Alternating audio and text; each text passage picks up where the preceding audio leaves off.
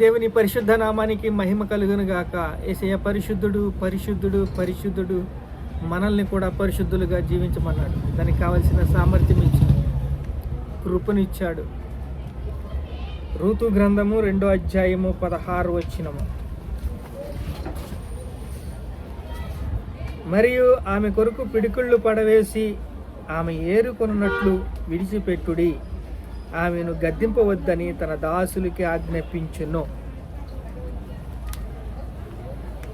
Ruth మోయాబీ స్త్రీ. మోయాబీ స్త్రీ బోయేజు పొలంలోకి వచ్చింది. అక్కడ ఎన్నులు ఏరుకుంటుంది. ఎంక్వైరీ చేశారు.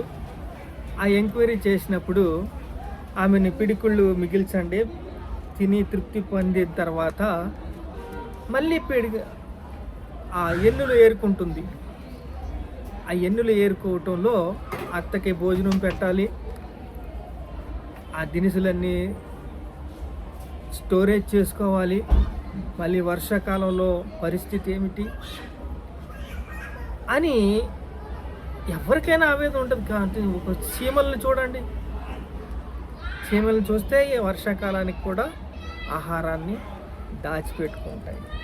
అలాగే ఆమెను గద్దింపవద్దు అని బోయేజు వాళ్ళకి పిడికిళ్ళు విడిచిపెట్టండి అంటే, అలా 15 వచనం చూస్తే అతడు ఆమెకి పేలాలు అందించి ఆమె తిని తృప్తి పొందిన తర్వాత భోజనాలకి సిద్ధం చేశారు. భోజనానికి కూడా వాళ్ళకి ఏ ఒక్క ఎడబాయి లేకుండా పేలాల్ని తిని తృప్తి పొందిన తర్వాత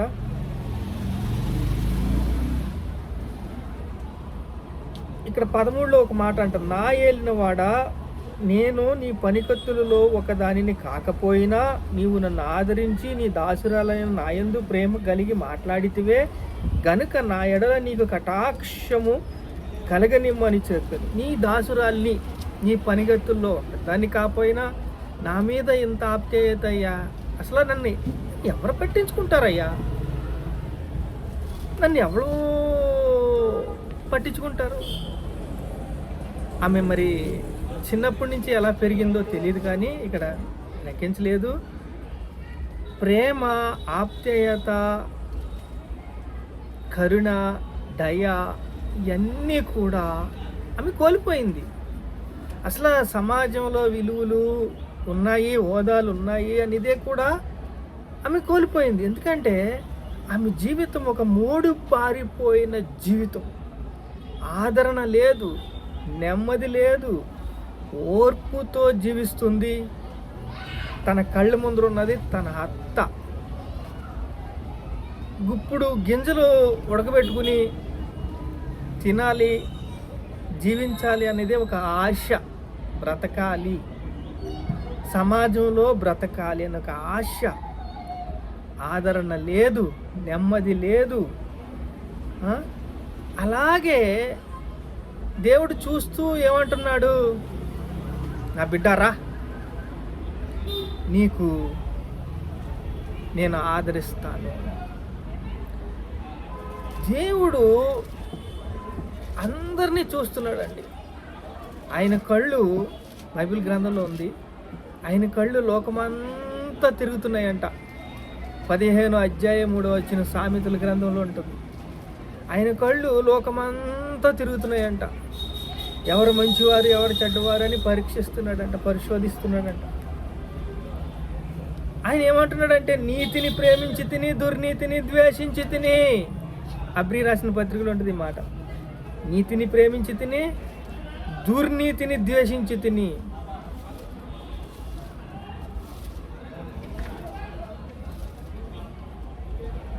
ఇప్పుడు నీతిని ప్రేమించి దుర్నీతిని ద్వేషిస్తున్నప్పుడు మరి ఎందుకు దుర్నీతి లోకంలో, ఎందుకు ఈ యొక్క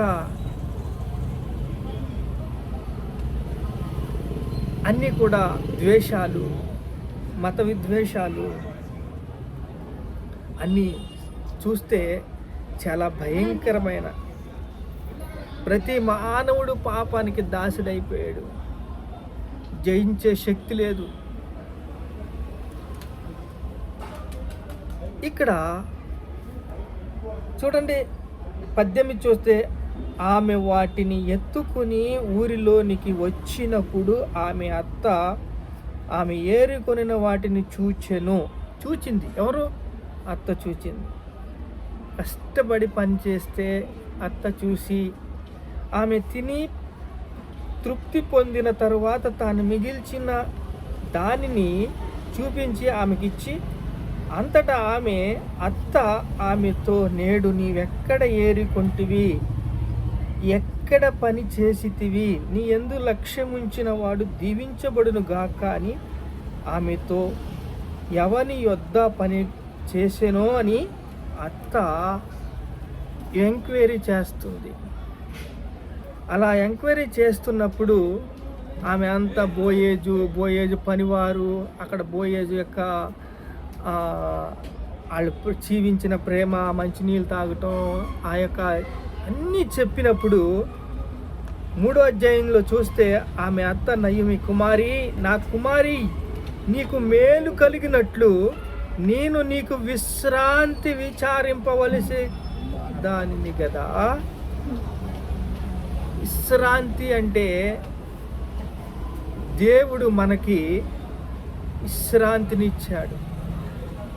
నిద్రించుట, బాప్తిసం తీసుకున్నప్పుడు మనం నిద్రించుట, నిత్య జీవము, క్షయము.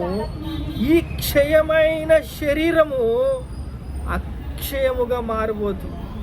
మనం యుగ యుగాలు దేవుడితో ఉండబోతాం. కరబూర మ్రోగగానే మనం అందరూ కూడా అక్షయతను ధరించుకుని, మహిమ శరీరాన్ని ధరించుకుని యుగ యుగాలు దేవుడితో ఉండబోతున్నాం. ఎన్ని శ్రమలు పడినా, ఎన్ని బాధపడినా, మోయాబు స్త్రీ యొక్క బాధలు, కష్టాలు మనకు కూడా ఉన్నాయి. మన యొక్క పరిస్థితులు దేవుడు చూస్తున్నాడు. దేవుడు చూసి నీతిని ప్రేమించి తిని, దుర్నీతిని ద్వేషించి తిని, పాపిష్టి జీవితాల్ని చూస్తున్నాడు. అలా చూసి వాళ్ళతో దుర్నీతిని ద్వేషించాను. నాకు ఇష్టం ఉండదు, వాళ్ళు బహు అసహ్యులు అంట. చూడండి 18వ అధ్యాయం 10వ వచనం తీయండి. లూకాసు వార్త 18వ అధ్యాయం 10వ వచనం. నీతిని ప్రేమించి తిని, దుర్నీతిని ద్వేషించి తిని దేవుడు అని చెప్పి, లూకాసు వార్త 18వ అధ్యాయం 10వ వచనం చూస్తే,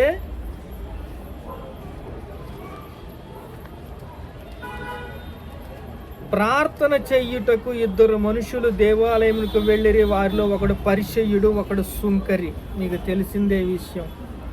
సుంకరి ఒక రకంగా ప్రార్థన చేస్తున్నాడు, పరిసయ్యుడు ఒక రకంగా ప్రార్థన చేస్తున్నాడు. చదువుతారా? ఒక్కసారి చదవ. పరిసయ్యుడు నిలబడి, దేవా, నేను చోరును, అన్యాయస్తులను, వ్యభిచారులైన ఇతర మనుషుల వలనైనను ఈ సుంకర వలనైనను ఉండనందుకు నేను కృతజ్ఞత చెల్లిస్తున్నాను. వారమునకు 2 మార్లు ఉపవాసము చేస్తూ నా సంపాదన అంతటిలో 10వ వంతు చెల్లిస్తున్నానని తనలో తాను ప్రార్థించుతుండను. పరిసయ్యుడు ప్రార్థించినాడు ఇలాగా. చెప్పండి. అయితే ఆకాశం వైపు కనులెత్తుటకైనను ధైర్యము చాలక రొమ్ము కొట్టుకొనుచు, దేవా, పాపినైన నన్ను కరుణించమని పలికను. అతని కంటే ఇతడు నీతిమంతుడుగా తీర్చబడి తన ఇంటికి వెళ్ళి నేను మీతో చెప్పుతున్నాను. తను తాను హెచ్చించుకున్నవాడు తగ్గించబడినని, తను తాను తగ్గించుకున్నవాడు హెచ్చించబడినని చెప్పాను. శ్రమలు వస్తాయి, రోగాలు వస్తాయి, భయాలు వస్తాయి. ఇవన్నీ కూడా మనము మన జీవితాల్లో భాగమే. అన్నీ వచ్చినప్పుడు, అనేక శ్రమలు వచ్చినప్పుడు మనము దేవుని వైపు తిరిగినప్పుడు, దేవా పాపినైన నన్ను కరుణించుము అని పలికే దీనస్థితి మనకుండాలి. గొర్రెపిల్ల స్వభావము మనకుండాలి. పాపుల సభలో నీతిమంతులు నిలవరంట. వాళ్ళు సెపరేట్, వీళ్ళు సెపరేట్. ఎందుకంటే దేవుడు అంటున్నాడు, నీతిని ప్రేమించి తిని దుర్నీతిని ద్వేషించి తిని. ఇక్కడ టెస్ట్ చేస్తున్నాడు. ఎప్పుడైతే ఈ పరీక్షలో ఓర్పు సహనము ఉంటుందో వాళ్ళు యుగ యుగాలు దేవుడితో ఉంటారు. ఎవరైనా సరే టెస్టింగ్కి ఇప్పుడు ఒక బస్తాడి విత్తనాలు ఏం చేస్తాం, నానబెడతాం, అవి విత్తనాలు జల్లుతారు. 40 బత్తాలు పండినాయి కదా, 40 బత్తాలు ఎన్నికి రాలేదు, అవి ఆహారం కోసం అందరి ఇంటికి వెళ్ళిపోయి. కానీ విత్తనాల కోసం ఒక బత్తా విత్తనాలే ఎందుకు తీస్తారు? ఇప్పుడు సుంకరిలాగా ఎందుకు అందరూ ఉండరు? నీతిమంతులు సభలో పాపులు ఎందుకు నిలవరు? అలాగే ప్రతి మానవుడు పాపానికి దాసుడైపోయిన ఇంత ఉక్కు పాదము అందరికీ ఉంది కదా. ఇది అందరికీ వర్షం పడుతుంది కదా, అందరికీ జీతం ఒకటే కదా. కొంతమందికి హోదాల లెక్కనే జీతాలు ఉంటాయి. కొంతమంది మంచివారు, చెడ్డవారు.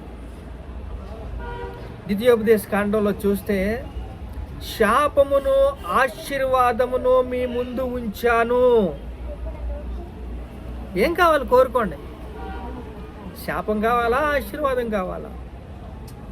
అన్యాయం చేయవాడు చేయనేమో, అపవిత్రుడు ఆగువాడు ఆగనేమో, పవిత్రుడు ఇంకను పవిత్రుడిగా ఉండవనేమో, పరిశుద్ధుడు ఇంకను పరిశుద్ధుడిగా ఉండనేమో. ప్రకటన గ్రంథంలో 22వ అధ్యాయంలో ఉంటుంది మాట.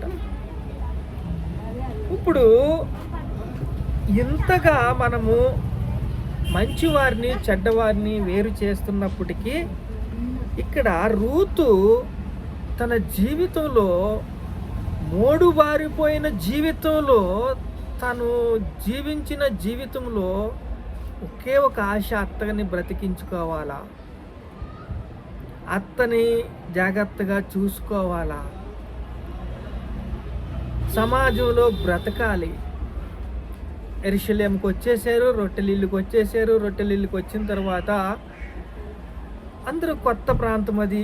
ఆ కొత్త ప్రాంతంలో కొత్త జీవితం జీవించాలని, ఏదో ఇప్పుడు మెతుకులు దొరికితే చాలు అని ఒక ఆశతో బ్రతుకుతున్నప్పుడు, దయ, దేవుని దయ ఆమె మీద, దేవుని కరుణ,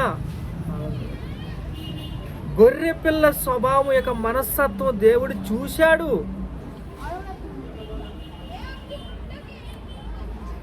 అలా చూసి ప్రేమ, ఆప్యాయత అన్నీ చూసి యేసు క్రీస్తు వంశావళిలో చేర్చేశాడు. సల్మాన్ భార్య రాహాబ్ అయితే, బోయేజు తల్లి రాహాబు. ఇప్పుడు బోయేజుకి భార్య అయ్యి ఒబేదేదుని కని, ఒబేదేదేమో యేసయ్యని కని, యేసయ్య కుమారుడు యేసుక్రీస్తు వంశావళిలోకి వచ్చేసింది. ఆ యొక్క తగ్గింపు, దీనత్వము, గొర్రెపిల్ల స్వభావము ఇవన్నీ కూడా ప్రతి మనిషికి కావాలని క్వాంటిటీ ఉండాలి, పరిశుద్ధత ఉండాల, పవిత్రత ఉండాల. ఎవరో నీతిమంతులు కాదు. ఎవరైనా నీతిమంతులా? ఎవరైనా ఊడిపడ్డారా నీతిమంతులని? యేసు రక్తము ప్రతి పాపము నుండి మనల్ని పవిత్రపరుస్తుంది. చూడండి, యేసు రక్తము ప్రతి పాపము నుండి మనల్ని పవిత్రపరుస్తుంది, సమస్త దుర్నీతి నుండి మనల్ని పవిత్రపరుస్తుందంట. యేసయ్య అన్నీ చేసేసాడు, పరిశుద్ధపరిచాడు, పవిత్రపరిచాడు. ఈ స్వభావాల్ని టెస్ట్ చేస్తున్నాడు అంతే. ఆ టెస్టింగ్లో మీరు ఎలా ఉన్నారో ఒకసారి ఆలోచించుకోమని ప్రార్థన చేసుకుందాం. మహాపరిశుద్ధుడైన తండ్రి, ఈరోజు నాయనా నీతిమంతుల సభలో పాపులు నిలవరు, శాపము ఆశీర్వాదం మీ ముందు ఉంచానంటున్నావు నాయనా. ఇదిగో తండ్రి, మా యొక్క పనిలో, మా యొక్క సమయంలో, మా యొక్క రోజుల్లో, మా యొక్క దినచర్యలో మేము వెళ్ళిపోతున్నాం, రోజులు గడిచిపోతున్నాయి తండ్రి. మీకు స్తోత్రాలు, స్తోత్రాలు, స్తోత్రాలు, స్తోత్రాలు, స్తోత్రాలు. నీతిని ప్రేమించి తిని దుర్నీతిని ద్వేషించి తినన్నావు నాయన. ఇదిగో తండ్రి, నీ కనులు ప్రపంచం అంతటా సంచరిస్తున్నాయి, ఎవరు మంచివారు ఎవరు చెడ్డవారని చూస్తున్నాయ్యా. నీకే స్తోత్రాలయ్యా, స్తోత్రాలయ్యా, స్తోత్రాలయ్యా, స్తోత్రాలయ్యా. పరీక్ష చేసి, అవును తండ్రి, శరీరము తండ్రి ఒకరోజు నువ్వు నిత్య జీవానికి కడబూరం రోగగానే తండ్రి నాయనా, ఇదిగో తండ్రి, మహిమ శరీరం ధరించుకుని తండ్రి ప్రభు యుగ యుగాలు నిన్ను ఆరాధించే కృప భాగ్యము దయ మాకు బలపరుస్తూ, స్థిరపరుస్తూ, సిద్ధపరుస్తూ ఘనత మహిమ ప్రభావాలు మీకే చెల్లిస్తున్నావు తండ్రి. ఆమేన్.